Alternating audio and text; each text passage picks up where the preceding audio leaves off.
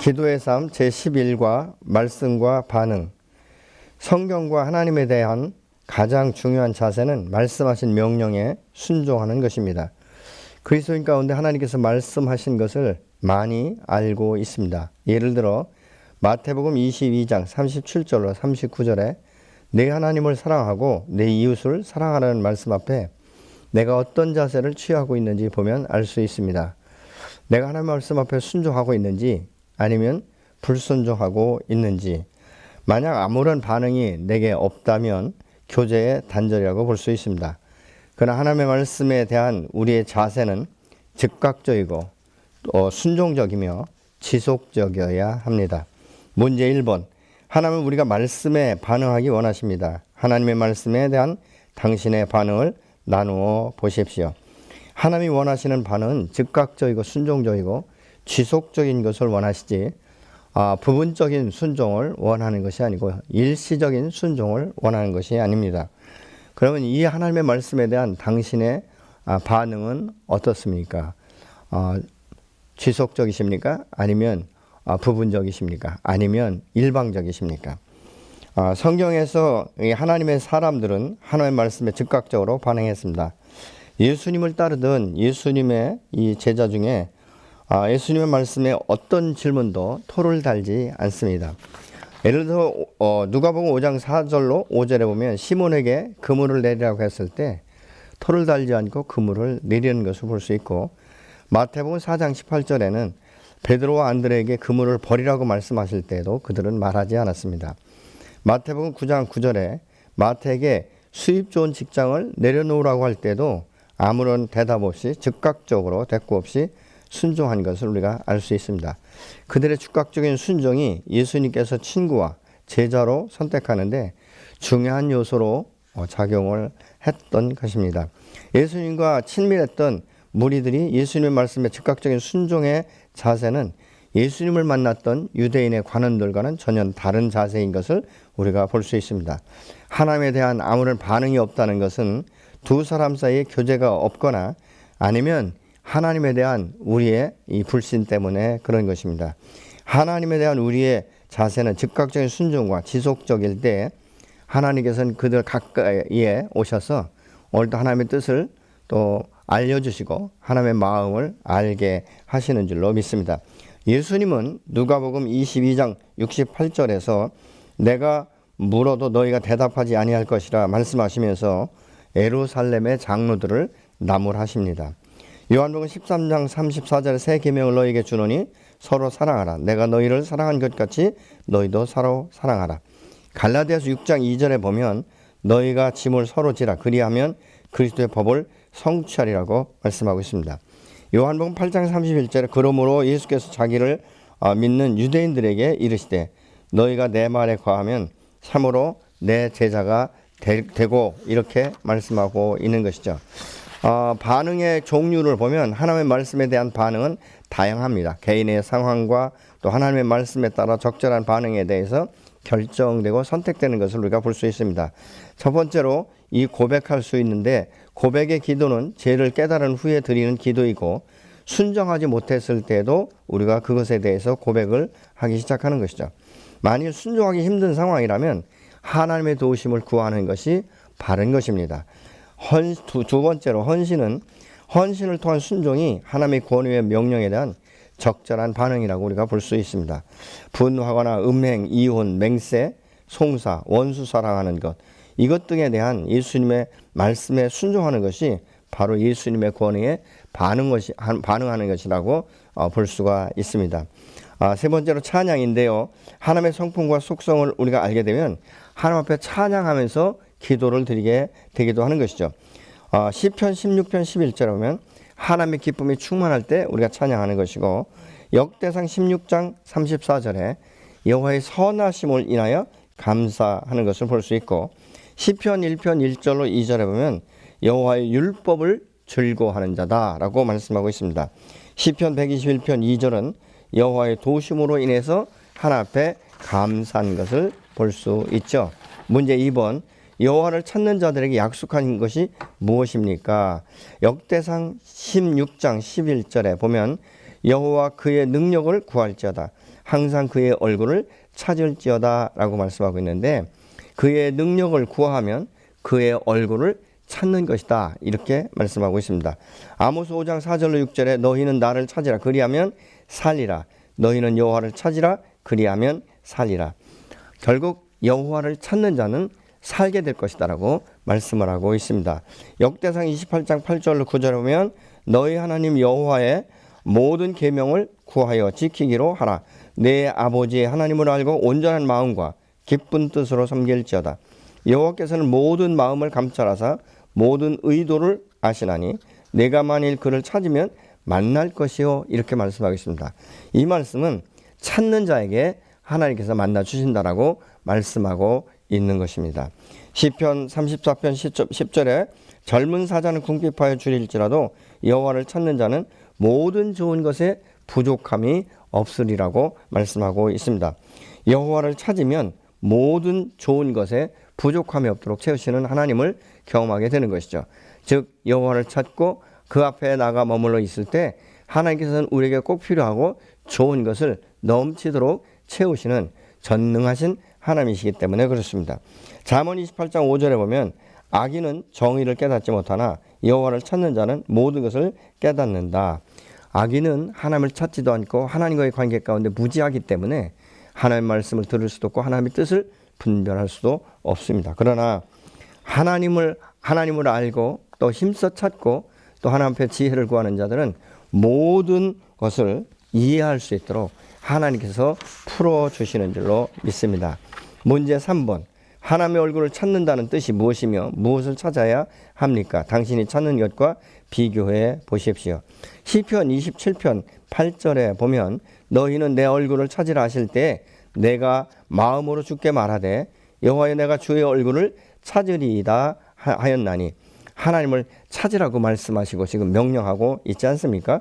역대상 28장 8절에 보면 하나님의 계명을 찾으라 이렇게 말씀하고 있습니다. 하나님의 말씀을 찾으라. 그 율법, 그 계명을 찾을 때 하나님께서 그것을 풀어주시고 우리에게 말씀해 주시는 줄로 믿습니다. 골로새 3장 1절로 2절에 너희가 그리스도와 함께 다시 살리심을 받았으면 위의 것을 찾으라. 거기는 그리스도께서 하나님 우편에 앉아 계시느니라. 위의 것을 생각하고 땅의 것을 생각하지 말라. 또 똑같이 마태복음 6장 33절에 보면 너희는 먼저 그의 나라와 의를 구하라. 그리하면 이 모든 것을 너에게 더하리라고 말씀하겠는데, 우리 예수 믿고 거듭난 사람은 땅의 것에 얽매거나 땅의 것을 찾는 것이 아니라 하늘의 것, 다시 말하면 위의 것을 찾는 자들이 되어야 되는 것이죠. 하나님의 얼굴을 찾는다는 뜻은 얼굴은 눈, 귀, 입 등 대화에 필요한 모든 기관이 모여있는 것이 바로 얼굴이지 않습니까? 하나님의 얼굴을 찾는다는 것은 하나님과 교제하며 대화하기를 원한다는 사실을 나타내는 것입니다. 구하는 것은 인내가 필요하고 인내를 가지고 주님 앞에 지속적으로 나아갈 때 그 하나님께서 우리가 찾는 대로, 우리가 구하는 대로, 우리가 두드리는 대로 반드시 열리고 찾게 하시고 또 그 길을 인도하시는 줄로 믿습니다. 그래서 이 부분에 있어서는 내가 지금 하나님 앞에 구하고 찾는 것이 무엇인지, 위의 것을 찾는지 땅의 것을 찾는지, 하나님의 뜻을 구하는지 내 뜻을 이루기를 원하는지를 우리가 분별해야 되는 줄로 믿습니다. 문제 4번. 기도할 때 두드린다는 의미가 무엇입니까? 두드린다는 개념은 출입한다, 기회를 얻는다라는 개념과 연결되어 있는 것이죠. 두드리는 것은 허락을 나타내는 것 아니겠습니까? 내가 누구 집에 방문했을 때 우리가 문을 두드리면서 이제 그 안에서 응답이 있기를 원하는 이런 그 모습을 볼 수 있죠. 도둑은 그냥 출입을 하지 두드리지 않습니다. 두드린다는 것은 관계가 있는 사람과의 관계 가운데 두드리는 것을 우리가 볼 수 있지 않습니까? 그러면 성경은 뭐라고 하니까 두드리면 열릴 것이다 라고 말씀하고 있지 않습니까? 마태복음 7장 7절에 보면 구하라 그리하면 너에게 주실 것이요 찾으라 그리하면 찾아낼 것이요 문을 두드리라 그리하면 너에게 열릴 것이다 이렇게 말씀하고 있는데, 요한복음 10장 10절에서는 예수님이 뭐라고 말합니까? 나는 양의 문이다 이렇게 당신이 문이신 것을 말씀하고 있지 않습니까? 역대하 30장 8절에 보면 히스기야는 여호와께 돌아와 그분의 전에 들어가는 것을 볼 수 있는데, 또 히브리서 이 4장 19절하고 교재되어 있는데 이것은 잘못된 것입니다. 그래서 히브리서 4장 16절이 맞습니다. 히브리서 4장 16절에 보면 은혜의 보좌 앞에 담대히 나가자라고 말씀합니다. 또 히브리서 10장 19절 그러므로 형제들아 우리가 예수의 피를 힘입어 성소에 들어갈 담력을 얻었다. 이렇게 말씀하고 있는 것이죠. 길이요 진리요 생명 되신 예수 그리스도 그분을 통해서 우리가 하나님 앞에 나갈 수 있고 성소의 담력을 가지고 나갈 수 있게 되는 줄로 믿습니다. 또 두드린다는 것은 무엇입니까? 기회를 얻는다는 것을 의미하고 있습니다. 이 바울과 바나바는 사도행전 13장 2절로 3절에 기도 중에 이방인에게 복음을 증거하는 자로 부름을 받습니다. 그래서 그들은 그 말씀 앞에 순종해서 이방인들에 대해서 전도 사역을 시작하고 있는데 이사야 49장 6절에 그가 이르시되 내가 나의 종이 되어 야곱의 지파들을 일으키며 이스라엘 중에 보존된 자를 돌아오게 할 것은 매우 쉬운 일이라. 내가 또 너를 이방의 빛으로 삼아서 나의 구원을 베풀어서 땅끝까지 이르게 하리라고 말씀하고 있습니다. 바울은 언젠가는 이방인들도 주께 돌아오게 될 것에 대해서 예언을 했고 그것은 바로 구약의 이 예언의 말씀을 대언하게 된 것을 우리가 볼 수 있고 그래서 이 사도 바울은 자기의 죽음에 이를 때까지 이방인의 사도다 이렇게 스스로 지칭하고 이방인들에게 복음을 증거하는 모습을 우리가 볼 수 있습니다. 말라기서 1장 11절에 만군의 여호와가 이르노라 해 뜨는 곳에서부터 해 지는 곳까지 이방 민족 중에서도 내 이름이 크게 될 것이라. 각처에서 내 이름을 위하여 분향하며 깨끗한 제물을 드리리니 이는 내 이름이 이방 민족 중에 크게 될 것임이니라 이렇게 말씀하고 있습니다. 문제 5번 기도할 때 우리가 성경을 사용하는 이유와 목적이 무엇입니까? 예수님도 기도하시거나 또 말씀하실 때 보면 자주 성경을 사용하시는 것을 우리가 볼 수 있습니다. 예수님은 심지어 시험 당하실 때에도 말씀으로 이기셨고 대적대들에게도 말씀으로 대응을 하셨습니다. 메시아에 관한 예언은 구약 성경의 약속이며 예수님이 그 약속을 실현하셨고 예수님은 자신에 관한 성경의 약속들을 알고 계셨기 때문에 늘 용기를 가지실 수 있었고 담대케 말씀하실 수가 있었습니다. 또 우리가 기도할 때 우리가 성령 안에 있는 약속들을 붙들고 기도하는데 그것은 다 이유와 목적이 있는 것을 우리가 볼 수 있지 않습니까? 이 말씀 안에서 우리가 확신을 갖고 소망을 가지고 하나님 앞에 기도할 때 그 약속이 반드시 이루어지는 것을 우리의 삶 가운데 경험할 수 있는 것이죠. 신구약에서 보면 하나님의 언약의 말씀을 붙들고 하나님 그때 내게 이렇게 말씀하시지 않았습니다. 이 말씀이 내게 이루어지기를 원합니다. 이렇게 기도하는 것을 우리가 볼 수 있게 되는 것이죠. 왜냐하면 하나님은 시건치 않으신다. 하나님은 약속한 것을 반드시 이루신다라고 말씀하고 있지 않습니까? 그렇기 때문에 하나님 앞에 말씀을 붙들고 나가 기도할 때 하나님께서는 우리에게 반드시 응답하신다는 사실을 우리는 신구약 성경을 통해서 또 알 수 있게 되는 것이죠. 하나님께서 우리를 초대하시는 것, 그것도 사실은 약속이에요. 예수님이 내게로 오라. 그러면 우리가 주님께로 가서 영접을 하겠다는 약속일 뿐만 아니라 우리를 구원하셔서 너희가 알지 못하는 크고 비밀한 것들을 깨닫게 하시고 우리를 통해서 이 땅 가운데 하나님의 살아계심과 전능하심과 하나님의 사랑과 하나님의 은혜를 우리에게 전달하고 있지 않습니까? 또 하나님의 약속은 명령도 약속이 되는 것이죠. 거룩하라고 말씀하지 않습니까? 예수 그리스도 안에서 거룩하게 된 것을 우리가 믿을 수 있는 것이죠. 약속에는 모든 시대에 유효한 약속도 있습니다. 예를 들어서 아사 왕이 여호와를 의지하지 않고 아람을 의지했을 때 하나니가 아사 왕에게 나가서 이렇게 말합니다. 역대 16장 9절에 여호와의 눈은 온 땅을 두루 감찰하사 전심으로 자기에게 향하는 자들을 위하여 능력을 베푸시나니 이렇게 말씀하고 있는데 이 말씀은 하나님께서 늘 어떻게 말씀하고 있는지 그리고 하나님이 우리를 어떻게 정확하게 보고 계신지 내가 무엇을 의지하고 있는지 내가 무엇을 찾고 있는지 알고 있다는 내용인 것입니다. 열왕기상 8장 56절에서도 큰 소리로 이스라엘 온 회중을 위하여 축복하여 이르되 이렇게 말씀하고 있습니다. 약속이라는 것은 하나님이 이스라엘 백성을 애굽에서 건져내어 가나안 땅을 주겠다라고 하셨고 그 약속을 지키셨고 솔로몬은 이스라엘에게 약속을 지키신 하나님 앞에 감사를 드리는 것을 우리가 볼 수 있습니다. 야고보서 1장 5절에 너희 중에 누구든지 지혜가 부족하거든 모든 사람에게 후히 주시고 꾸짖지 아니하시는 하나님께 구하라. 그리하면 주시리라. 이렇게 말씀하고 있습니다. 우리가 이 예수님께서 돌보시고 또 더하여 주신다라고 하신 이 모든 것은 25절로 31절에 나타난 때로는 먹는 것이 될 수 있고 입는 것, 마시는 것, 또 이것이 될 수 있으며 하나님이 우리의 필요에 관심을 가지시고 필요를 채우신다는 것을 우리가 알 수 있게 된 것이죠.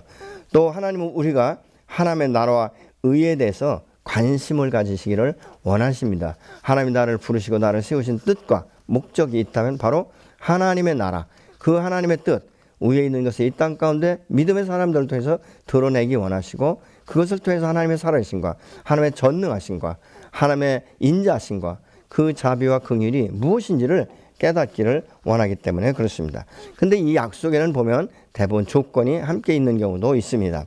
하나님의 나라와 일을 먼저 구하면 채우겠다라고 말씀하고 있지 않습니까? 그런데 우리는 어떻습니까? 우리 자신에게만 너무 관심이 집중되어 있고 현재 환경, 현재 문제, 나의 연약함 이런 것들에게 너무 지금 집중되어 있지는 않습니까? 문제 6번 언약에는 조건이 있습니다. 약속과 조건을 찾고 당신의 기도와 비교해 보십시오. 역대하 7장 14절에 보면 내 이름을 일컫는 내 백성이 그들의 악한 길에서 떠나 스스로 낮추고 기도하여 내 얼굴을 찾으면 내가 하늘에서 듣고 그들의 죄를 사하고 그들의 땅을 고칠지라. 여기서 약속은 무엇입니까? 기도를 들으시고 죄를 사하시고 그 땅, 그 백성을 고쳐주실 것을 약속하고 있습니다. 그런데 약속만 있는 것이 아니라 이 본문에는 조건도 있는 것을 볼 수 있죠. 백성들이 겸손하고 기도하며 하나님께 나가서 원할 때 이 사악한 길에서 돌아서야 된다는 것을 지금 말씀하고 있죠. 또 역대하 34장 27절에 내가 이곳과 그 주민을 가리켜 말한 것을 내가 듣고 마음이 연약하여 하나님 앞 곧 내 앞에서 겸손하여 옷을 찢고 통곡하였으므로 나도 내 말을 들었노라. 여호와가 말하였느니라. 이렇게 말씀하고 있습니다. 여호와는 하나님의 조건을 만족시켰습니다. 내가 말한 것을 듣고 하나님 앞에 겸손하여 옷을 찢고 회개했다라고 말씀하고 있지 않습니까? 그래서 여기서 보는 약속은 내가 내 말을 들었다. 다시 말하면 요시아의 기도를 들으시고 응답하셨다라고 말씀하고 있습니다. 잠언 3장 5절로 6절에 너는 마음을 다하여 여호와를 신뢰하고 내 명철을 의지하지 말라. 너는 범사의 그를 인정하라. 그리하면 내 길을 지도하시리라. 여기서 하나님의 약속은 무엇입니까? 내 길을 지도하시리라. 이렇게 말씀하고 있는데 그러면 조건은 무엇입니까? 내가 범사의 그를 인정하면 모든 일에 내가 여호와의 사신과 여호와의 전능하심과 여호와는 오늘도 신실하시며 하나님께서 말씀하신 모든 것을 이루신다는 것을 내가 신뢰할 때 하나님의 사랑이고 용납하신 하나님이라는 것을 신뢰함으로 나가 구할 때 하나님께서 약속하신 대로 이루시는 것이죠. 마태복음 6장 33절에 너희는 먼저 그의 나라와 의를 구하라. 그리하면 이 모든 것을 너희에게 더하시라. 이것은 무엇입니까? 조건이 무엇입니까? 너희는 먼저 그의 나라와 의를 구하는 것이죠. 그러면 약속은 무엇입니까? 그리하면 내 길을 지도하시리라. 이렇게 분명하게 말씀하고 있지 않습니까? 여러분 그렇기 때문에 성경은 무조건 약속 일변도가 아니라 약속과 조건이 함께 가는 것을 우리가 볼 수 있습니다. 너희는 먼저 그의 나라와 의를 구하라. 그리하면 이 모든 것을 너에게 더하리라. 이 모든 것을 너에게 더하리라는 것은 약속이고 너희는 먼저 그의 나라와 의를 구하라. 이것은 조건인 것을 우리가 볼 수 있는데 여러분의 기도와 어떻게 비교가 됩니까? 여러분의 기도는 어떻습니까? 하나님의 약속에 맞는 그 조건들에 맞는 그 기도를 지금 드리고 있습니까? 아니면 내 필요만 하나님 앞에 구하고 이기적이고 자기 중심적이고 얼마나 이 세상 것에 대해서 열망을 가지고 있는지 아니면 내 생각과 내 계획과 내 뜻과 내 마음은 이렇지만 하나님 그러나 아버지의 뜻이 내 안에서 이루어지기다라고 먼저 우리가 주님을 높여드릴 때 주님 우리의 연약함을 보시고 우리를 치유하지 아니하시고 우리의 모든 것을 아시면서 바르게 우리를 세우셔서 오늘 또 우리에게 응답하시는 분이 바로 저와 여러분의 아버지이신 줄로 믿습니다.